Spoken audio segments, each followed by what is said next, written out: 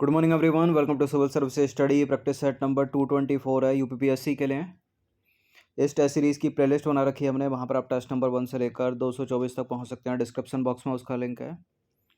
तो चलिए स्टार्ट करते हैं। इस सीरीज़ की आप पेड सीरीज़ प्राप्त कर सकते हो। डिस्क्रिप्शन बॉक्स में मेरा नंबर है, उस पर कॉल या व्हाट्सअप करके 2 से 3 सेकंड का टाइम मिलेगा एक प्रश्न को पढ़ने के बाद। अपना भी सोचा कीजिए कि आंसर क्या हो सकता है इस प्रश्न का।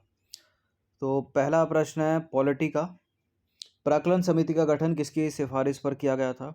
ये प्राक्कलन समिति हो गई, लोक लेखा समिति हो गई, सरकारी उपक्रम समिति हो गई। ये कुछ समितियां हैं, ये इंपॉर्टेंट है, एग्जाम में पुनरावृत्ति होती रहती है इनसे रिलेटेड प्रश्नों की। तो प्राक्कलन समिति में जो कुल सदस्य होते हैं वो 30 सदस्य होते हैं, और ये 30 के 30 जो है लोकसभा के होते हैं। 1 साल का कार्यकाल होता है इस समिति का, और इस समिति का गठन जिनकी सिफारिश पर हुआ था उनका नाम है जॉन मथाई समिति। तो देखिए, स्वतंत्रता पश्चात जॉन मथाई की सिफारिश पर वर्ष 1950 में प्राक्कलन समिति का गठन किया गया। तो बी सही उत्तर है। ऊपर एक सरकारिया समिति है, उसका संबंध केंद्र राज्य संबंधों से है। उत्तर वैदिक काल में महिषी का क्या अर्थ था? महिषी,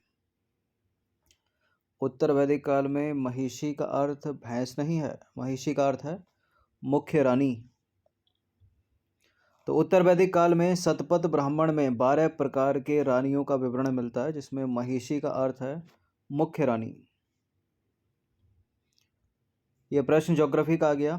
कौन सा अफ्रीकी देश मकर रेखा पर अवस्थित नहीं है?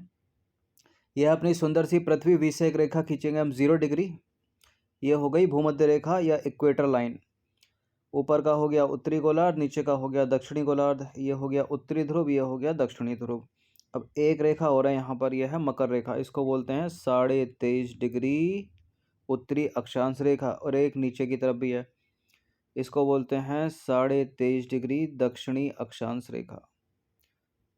इसका एक और नाम भी है कर्क रेखा, और इसका नीचे वाली का हो गया मकर रेखा। ये हो गई 0 डिग्री या भूमध्य रेखा। तो ये रेखा जिन जिन देशों से गुजरती है, ये रेखा जिन जिन देशों से होकर गुजरती है, ये रेखा जिन जिन देशों से होकर गुजरती है, उन देशों के नाम बड़े इंपॉर्टेंट है, एग्जाम में पूछे जाते हैं। अब भारत कहाँ पर है? भारत है उत्तरी गोलार्ध में। उत्तरी गोलार्ध में भी कहाँ पर है? यहाँ स्थिति है उसकी, यानी कर्क रेखा उसके बीचों बीच से होकर गुजर रही है लगभग। ठीक है, और कितने राज्यों से होकर गुजर रही है? भारत के 8 राज्यों से होकर गुजर रही है। ट्रॉपिक ऑफ कैंसर बोलते हैं इसको, कर्क रेखा को। नीचे वाली है ट्रॉपिक ऑफ कैप्रिकॉन यानी मकर रेखा। तो इसकी बात हो रही है 10 देशों से होकर ये रेखा गुजरती है। ऑस्ट्रेलिया यहाँ पर है, बीचों बीच से गुजर जाती है उसके।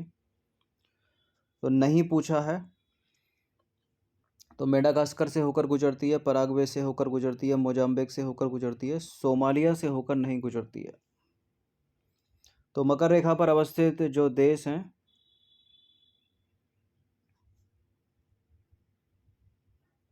Argentina, Chile, Paraguay, Brazil, Madagascar, Mozambique, दक्षिण अफ्रीका, ऑस्ट्रेलिया, बोत्सवाना और नामीबिया।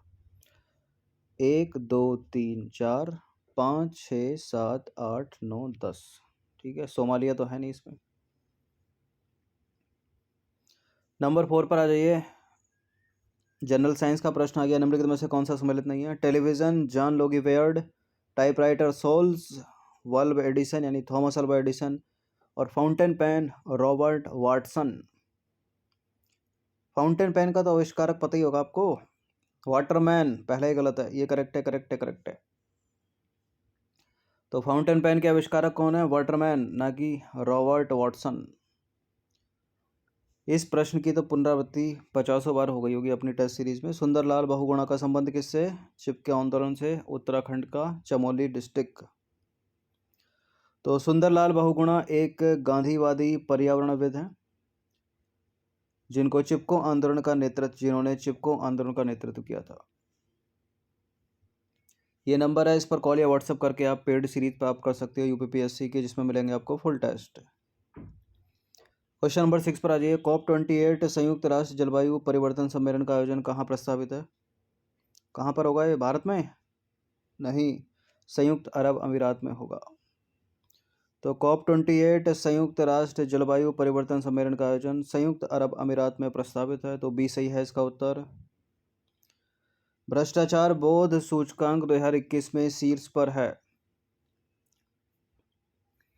मतलब सबसे भ्रष्ट की बात कर रहा है प्रश्न, ठीक है। सबसे भ्रष्ट देश बता दो उनमें से कौन सा है। साउथ सूडान, दक्षिणी सूडान। तो देखिए, ट्रांसपेरेंसी इंटरनेशनल वो संगठन है जो ये रिपोर्ट निकालती है या ये सूचकांक निकालती है, भ्रष्टाचार बोध सूचकांक। और 2021 में जो दक्षिण सूडान देश है, साउथ सूडान, वो शीर्ष पर है, अर्थात ये सर्वाधिक भ्रष्ट देश है।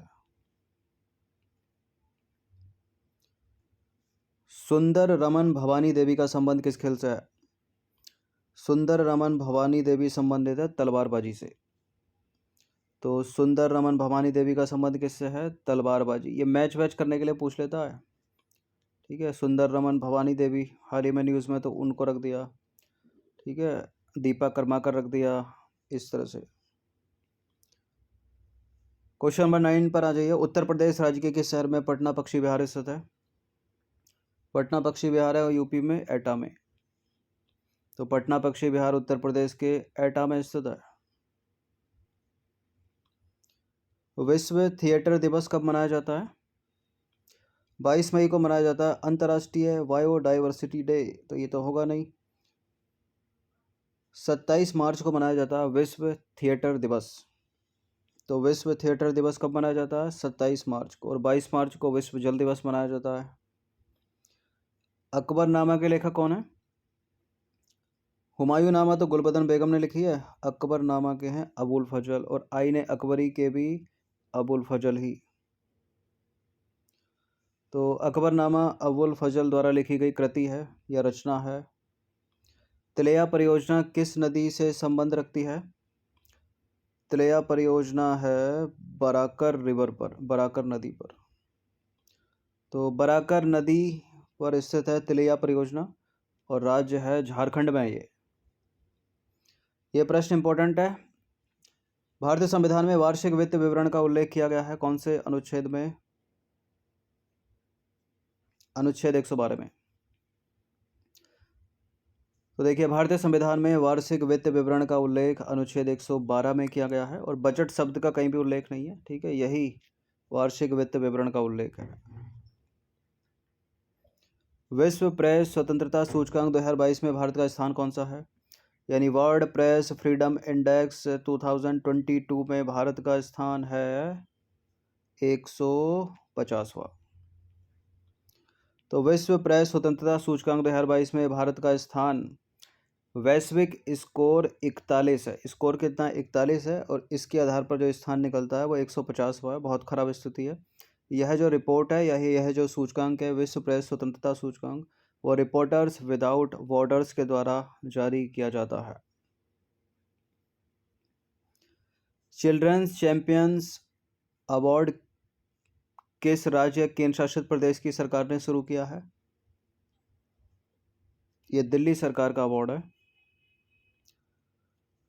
तो दिल्ली बाल अधिकार संरक्षण आयोग ने बच्चों के कल्याण के लिए महत्वपूर्ण कार्य करने वाले व्यक्तियों और संगठनों को मान्यता देने के लिए एक नया पुरस्कार चिल्ड्रंस चैंपियंस अवार्ड शुरू किया है। तो व्यक्तियों को भी मिलेगा और ये संगठनों को भी मिलेगा। नंबर 16 पर आ जाइए। हाटी समुदाय का संबंध किससे है। हाटी समुदाय संबंधित है हिमाचल प्रदेश से। तो हाटी समुदाय के लोग हिमाचल प्रदेश में रहते हैं। हिमाचल प्रदेश के सिरमौर ज़िले में, सिरमौर ज़िले के भी ट्रांसगिरी क्षेत्र है, वहाँ पर निवास करते हैं ये। क्वेश्चन नंबर 17 पर आ जाइए। भारत सेवक मंडल की स्थापना किसने की थी। ये एक अननोन सा नाम लग रहा है, लेकिन ये प्रश्न कहना चाह रहा है सर्वेंट ऑफ इंडिया सोसाइटी। तो महात्मा गांधी के राजनीतिक गुरु हैं ये, यानी गोपाल कृष्ण गोखले। प्रश्न इंपॉर्टेंट है, 2-3 तरीके से पूछा जाता है। तो भारत सेवक मंडल या सर्वेंट ऑफ इंडिया सोसाइटी की स्थापना की थी गोपाल कृष्ण गोखले ने। कब की थी, 1905 में। एग्जैक्ट डेट के साथ याद रखिएगा, सन के साथ। और गोपाल कृष्ण गोखले महात्मा गांधी के राजनीतिक गुरु थे।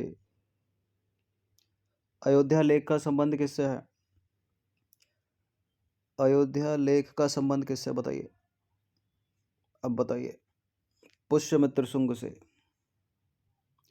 तो अयोध्या लेख का संबंध पुष्यमित्र शुंग से है, जिसमें जो है 2 अश्वमेध यज्ञ किए। जाने के बारे में जानकारी मिलती है।